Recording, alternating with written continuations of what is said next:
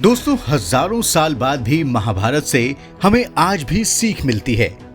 युद्ध का काल हो या शांति का काल, महाभारत और उसके लोकप्रिय चरित्रों से हमें कुछ ना कुछ जरूर हासिल हो जाता है। इस वीडियो में हम आपको महाभारत के 10 श्रेष्ठ धनुर्धरों के बारे में बताने जा रहे हैं। हम इन 10 योद्धाओं की 1 से लेकर 10 तक रैंकिंग आपको बताएंगे। हम ये भी बताएंगे कि इनको ये रैंकिंग क्यों मिली। बस आप देखते रहिए द कर्मा। दोस्तों, महाभारत काल के 10 धनुर्धरों के बारे में जानने से पहले आपको बता दें कि हम इस लिस्ट में भगवान कृष्ण, बलराम और परशुराम जी को शामिल नहीं कर रहे हैं। तो दोस्तों, सबसे पहले आपको 10वीं रैंक के बारे में बताते हैं। धृष्टद्युम्न। महाभारत में 10वें नंबर पर जो धनुर्धर है उसका नाम है धृष्टद्युम्न। धृष्टद्युम्न पांचाल राज द्रुपद का अग्नि तुल्य तेजस्वी पुत्र था। इसे द्रोणाचार्य ने धनुर्विद्या सिखाई थी। महाभारत के युद्ध में यह पांडव पक्ष की तरफ से लड़ रहा था। धनुर्विद्या में उसकी कुशलता को देखकर ही श्री कृष्ण ने युधिष्ठिर को इसे सेनापति बनाने के लिए कहा था। सेनापति रहते हुए उसने कौरव सेना के महारथियों द्रोणाचार्य, भीष्म, कर्ण आदि का डटकर सामना किया था। भगदत्त। राजा भगदत्त महाभारत कालीन एक बुजुर्ग योद्धा थे। वो प्राग ज्योतिषपुर के राजा नरकासुर के पुत्र थे। भगदत्त को हाथी पर चढ़कर युद्ध करने में महारत हासिल थी। इन्होंने युधिष्ठिर के राजसूय यज्ञ के दौरान अर्जुन से 8 दिन तक अकेले सामना किया था। अर्जुन इन्हें हरा नहीं सके। अंत में अर्जुन के अपने मित्र इंद्र का पुत्र होने के नाते इन्होंने युधिष्ठिर को चक्रवर्ती राजा के रूप में स्वीकार कर लिया। महाभारत के युद्ध में भगदत्त ने कौरवों की तरफ से युद्ध किया। यहाँ फिर भगदत्त का सामना अर्जुन से हुआ। दोनों के बीच भयंकर युद्ध हुआ। इस बीच श्री कृष्ण ने अर्जुन को बताया कि अत्यधिक बुजुर्ग होने के कारण झुर्रियों की वजह से भगदत्त की पलकें उनसे ढक जाती हैं, जिससे बचने के लिए भगदत्त झुर्रियों को उठाकर माथे पर पट्टी बांध लेते हैं। इसके बाद अर्जुन ने अपने एक बाण से उस पट्टी को काट दिया और जैसे ही भगदत्त की आंखें ढक गईं, अर्जुन ने उनका वध कर दिया। सात्यकी और एकलव्य। दोस्तों, 8वें नंबर पर हम महाभारत के 2 योद्धाओं सात्यकी और एकलव्य को रख रहे हैं। सबसे पहले बात सात्यकी की करते हैं। इसने अर्जुन से धनुर्विद्या सीखी थी। श्री कृष्ण की सेना का ये अकेला योद्धा था जो पांडवों की तरफ से लड़ रहा था। बाकी सब कौरवों की तरफ से लड़ रहे थे। अर्जुन ने अपनी अनुपस्थिति में सात्यकी को ही युधिष्ठिर की रक्षा की जिम्मेदारी सौंपी थी। सात्यकी ने युद्ध भूमि में द्रोणाचार्य, कृतवर्मा, यवन, कर्ण और कंबोज जैसे योद्धाओं को हराया था। बात अब एकलव्य की करते हैं। एकलव्य भी एक महान धनुर्धर था, लेकिन जितना बढ़ा चढ़ाकर उसकी योग्यता को प्रस्तुत किया जाता है, वास्तव में वो वैसा नहीं था। कुछ लोग उसे अर्जुन के बराबर मानते हैं, लेकिन ऐसा था नहीं। अर्जुन सब्यसाची थे, अर्थात दोनों हाथ से समान रूप से बाण चला सकते थे, जबकि द्रोणाचार्य के द्वारा अंगूठा मांगने के बाद एकलव्य की योग्यता खत्म हो गई थी।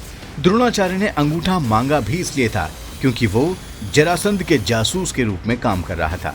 बाद में इसीलिए श्री कृष्ण को एकलव्य का वध करना पड़ा। अश्वत्थामा।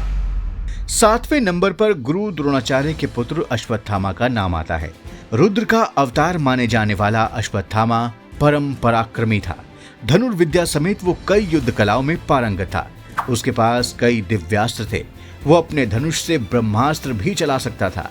युद्ध में पिता द्रोण की मृत्यु के बाद उसने अपना भयंकर रूप दिखलाया था। अर्जुन को छोड़कर उसने समस्त पांडव सेना को हरा दिया। क्रोध में उसने रात में सो रहे द्रौपदी और पांडवों के 5 पुत्रों का वध कर दिया। अर्जुन से सामना होने पर उसने ब्रह्मास्त्र छोड़ा, तब अर्जुन ने भी ब्रह्मास्त्र छोड़ दिया।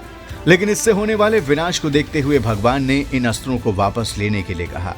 अर्जुन ने तो ब्रह्मास्त्र को वापस ले लिया, लेकिन अश्वत्थामा को इसे वापस लेना नहीं आता था।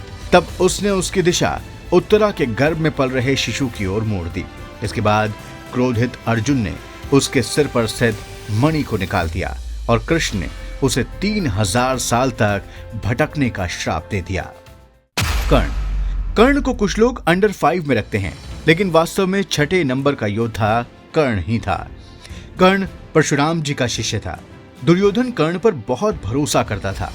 इसमें संदेह नहीं कि कर्ण ने पांडव सेना के कई महारथियों को हराया था, लेकिन यह भी सच्चाई है कि वो भीम, अभिमन्यु, अर्जुन आदि योद्धाओं से कई बार हारा। अर्जुन एक भी युद्ध नहीं हारा था, जबकि कर्ण कई युद्ध में पराजित हुआ था। जहां अर्जुन की प्रतियोगिता खुद अर्जुन से होती थी, तो अर्जुन से जलन के कारण कर्ण अर्जुन की तरह बनना चाहता था। भीम। दोस्तों, धनुर्धरों की रैंकिंग में 5वां नंबर भीम का है। आप में से ज्यादातर लोग यही मानते हैं कि भीम तो गदा युद्ध और मल्ल युद्ध में ही निपुण थे, लेकिन आपको बता दें कि भीम एक पराक्रमी धनुर्धर भी थे। महाभारत के युद्ध में उन्होंने अपनी धनुर्विद्या कौशल से कर्ण को 5 बार हराया था। उन्होंने महापराक्रमी भीष्म और द्रोणाचार्य को भी धूल चटाई थी। अभिमन्यु। दोस्तों, छोटी उम्र में ही महाभारत के युद्ध में तहलका मचा देने वाले अभिमन्यु अपने पिता के समान ही श्रेष्ठ धनुर्धर माने जाते थे। अभिमन्यु का युद्ध कौशल लाजवाब था। उन्होंने द्रोणाचार्य और कर्ण को भी पराजित कर दिया था। कौरवों के चक्रव्यूह को भेदने के बाद अभिमन्यु ने कौरवों के 7 महारथियों और सभी रथियों को पराजित कर दिया था। चक्रव्यूह से निकलना वो नहीं जानते थे और इसके कारण अभिमन्यु कौरवों के बीच फंस गए। जयद्रथ की वजह से पांडवों के बाकी योद्धा अभिमन्यु की मदद के लिए नहीं पहुंच सके।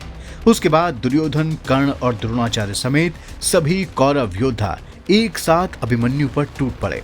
कौरवों ने सभी युद्ध नियमों को तोड़ते हुए अभिमन्यु का वध कर दिया, लेकिन मात्र 16 साल की आयु में अभिमन्यु ने अपने पराक्रम से एक ही दिन में कौरवों के खेमे में इतनी तबाही मचाई कि आज तक वो वीरता की मिसाल बने हुए हैं। द्रोणाचार्य। धनुर्धरों में द्रोणाचार्य का नंबर 3रा है। वो दुनिया के महान धनुर्धरों में एक माने जाते हैं। भरद्वाज मुनि के पुत्र द्रोणाचार्य ने अपने पिता के अलावा परशुराम जी से भी अस्त्र शस्त्र की विद्या ली थी। कौरवों की सेना के वो महान योद्धा थे। महाभारत के युद्ध में भीष्म के गिरने के बाद द्रोणाचार्य कौरव सेना के दूसरे सेनापति बनाए गए। उन्होंने महाभारत के युद्ध में अद्भुत पराक्रम दिखाया। पांडवों को इस बात का पता था कि गुरु द्रोणाचार्य से पार पाना मुश्किल है, इसलिए उन्हें युद्ध में अश्वत्थामा की मृत्यु का समाचार सुनाया गया। पुत्र अश्वत्थामा की मृत्यु की खबर मिलते ही उन्होंने शस्त्र का त्याग कर दिया और धृष्टद्युम्न के हाथों वीर गति को प्राप्त हुए। जबकि वास्तविकता ये थी कि मरने वाला उनका पुत्र अश्वत्थामा नहीं बल्कि एक हाथी था जिसका नाम भी अश्वत्थामा था और वो मारा गया था। भीष्म। धनुर्धरों में दूसरे नंबर पर भीष्म हैं। भीष्म ने महान पराक्रमी अपने गुरु परशुराम को भी हथियार रखने के लिए मजबूर कर दिया था। कुरुक्षेत्र का युद्ध आरंभ होने पर प्रधान सेनापति की हैसियत से भीष्म ने 10 दिन तक घोर युद्ध किया। भीष्म के आगे पांडवों की एक नहीं चल रही थी। तब 10वें दिन इच्छा मृत्यु का वरदान प्राप्त भीष्म ने पांडवों के बार बार गुजारिश करने पर अपनी मृत्यु का रहस्य बता दिया, जिसके बाद भीष्म के सामने शिखंडी को उतारा जाता है और अर्जुन उनके शरीर पर बाणों की झड़ी लगा देते हैं। अर्जुन। महाभारत के धनुर्धरों की रैंकिंग में अर्जुन नंबर 1 हैं। अर्जुन महाभारत के एकमात्र ऐसे योद्धा हैं जिनको कभी हार का सामना नहीं करना पड़ा। वो गुरु द्रोणाचार्य के सबसे प्रिय शिष्य थे। वो अपने लक्ष्य का प्रतिबिंब देखकर ही उसे भेद देते थे। धनुर्विद्या में उनके दोनों हाथ समान रूप से कौशल दिखाते थे। गुरु द्रोण ने अर्जुन को वचन दिया था कि तुमसे श्रेष्ठ इस संसार में कोई धनुर्धर नहीं होगा। अर्जुन के धनुष की टंकार से पूरा युद्ध क्षेत्र गूंज उठता था। रथ पर सवार कृष्ण और अर्जुन को देखने के लिए देवता भी स्वर्ग से उतर आते थे। तो दोस्तों, आपकी नजर में कौन महाभारत का नंबर 1 धनुर्धर है? अगर आप रैंकिंग देंगे तो आप किसे किस रैंक पर रखेंगे? पहले 3 कौन होंगे? कमेंट बॉक्स में हमें जरूर बताइएगा। और अगर आपको ये वीडियो पसंद आया हो तो आप इसे जरूर लाइक एंड शेयर कीजिएगा और साथ ही हमारे चैनल को सब्सक्राइब भी कीजिएगा और इसकी नोटिफिकेशंस के लिए बेल आइकन दबाना बिल्कुल ना भूलें। धन्यवाद।